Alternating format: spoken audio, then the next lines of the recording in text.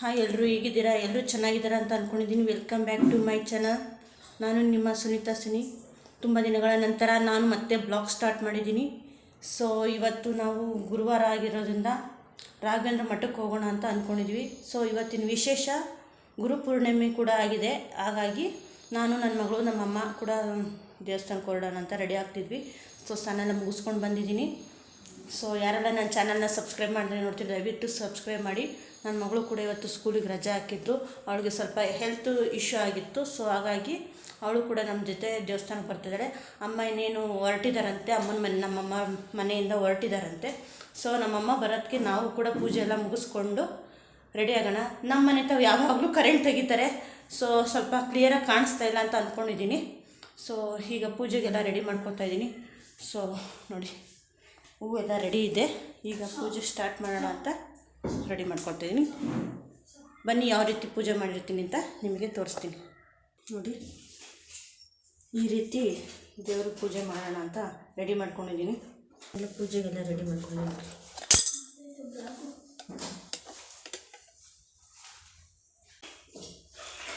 ಪೂಜೆ ಮಾಡೋಣ ಅಂತ ರೆಡಿ ಮಾಡ್ಕೊಳ್ತಾಯಿದ್ದೀನಿ. ಸೊ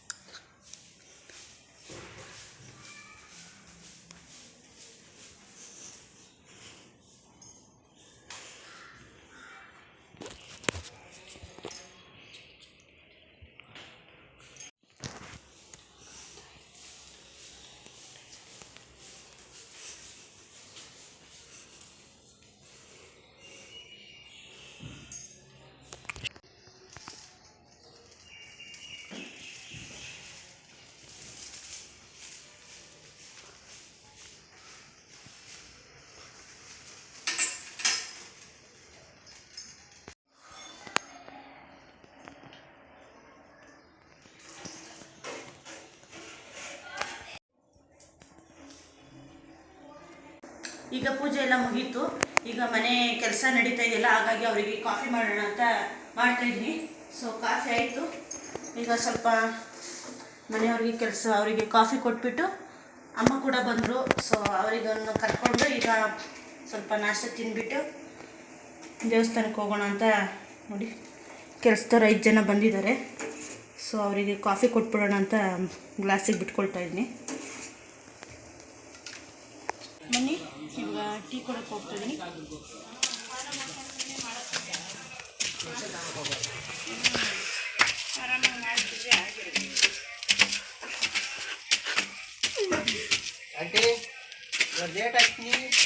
ಲೇಟಾ? ಏನ 3 ಗಂಟೆ ಆಗುತ್ತಾ? ತೊಳಿ ಬೇಗ.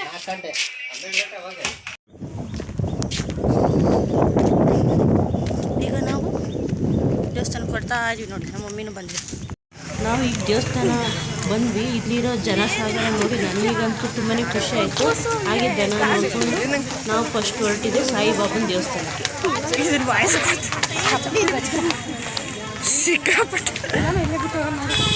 ಕೊಡಮ್ಮ.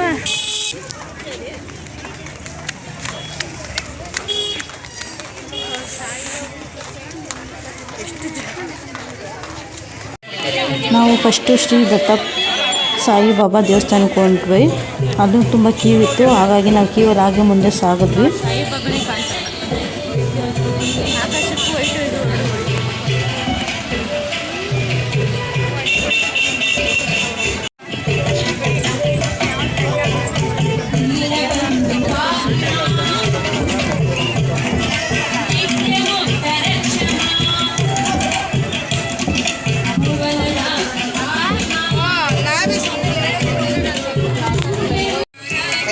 ಜೈಶ್ರೀ ಎಲ್ಲ ಇಲ್ಲಿಂದಲೇ ಒಂದು ನಮಸ್ಕಾರ. ಲೈನಲ್ಲಿ ನಿಂತಿದ್ದೀವಿ, ತುಂಬ ಕ್ಯೂ ಇತ್ತು. ಇನ್ನೇನು ದೇವಸ್ಥಾನ ಹತ್ತತ್ರ ಬಂದ್ವಿ, ಇನ್ನೇನು ಒಳಗೆ ಹೋಗ್ತೀವಿ.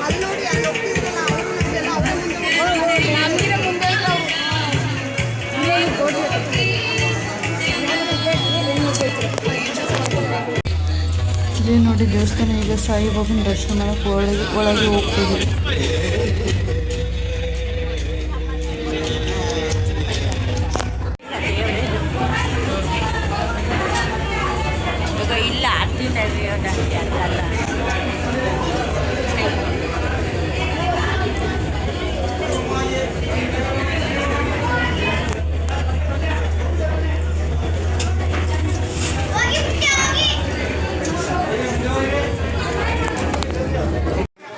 ಇದೇ ನೋಡಿ ಸಾಯಿಬಾಬಾ ಎಷ್ಟು ಚೆನ್ನಾಗಿ ಅಲಂಕಾರ ಮಾಡಿದ್ದಾರೆ, ನೋಡೋದಕ್ಕೆ ಎರಡು ಕಣ್ಣು ಸಾಯಿ.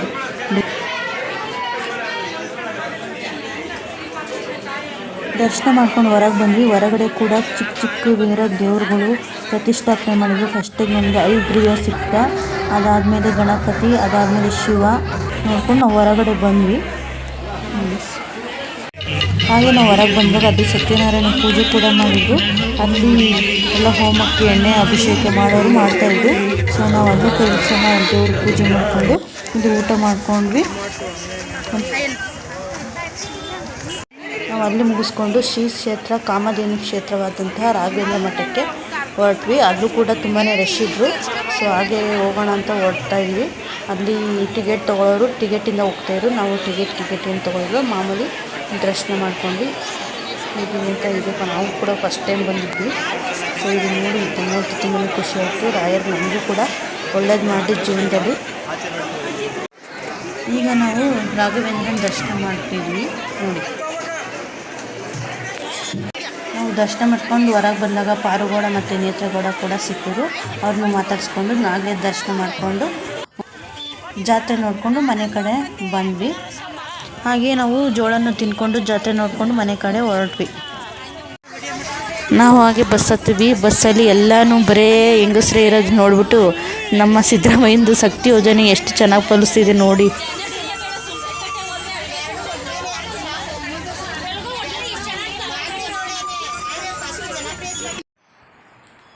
ಈಗ ದೇವಸ್ಥಾನ ಎಲ್ಲ ಮುಗಿಸ್ಕೊಂಡು ಮನೆಗೆ ಬಂದ್ವಿ. ಕೆಲಸದವ್ರಿಗೆ ಟೀ ಕಾಯಿಸ್ಕೊಟ್ಟು ಈ ವಿಡಿಯೋನ ಇಲ್ಲಿಗೆ ನೋಡಿ. ನನ್ನ ಮಗಳು ಕೂಡ ಟೀ ಕುಡಿತಾ ಇದ್ದಾಳೆ. ಈಗ ತಾನೇ ಮನೆಗೆ ಬಂದು ಟೀ ಕಾಯಿಸ್ಕೊಡ್ಬಿಟ್ಟು ಈ ವಿಡಿಯೋನ ಇಲ್ಲಿಗೆ ಎಂಡ್ ಮಾಡ್ತಿದ್ದೀನಿ. ಈ ವಿಡಿಯೋ ಇಷ್ಟವಾದಲ್ಲಿ ಲೈಕ್ ಮಾಡಿ, ಸಬ್ಸ್ಕ್ರೈಬ್ ಮಾಡಿ, ಸಪೋರ್ಟ್ ಮಾಡಿ. ಬಾಯ್.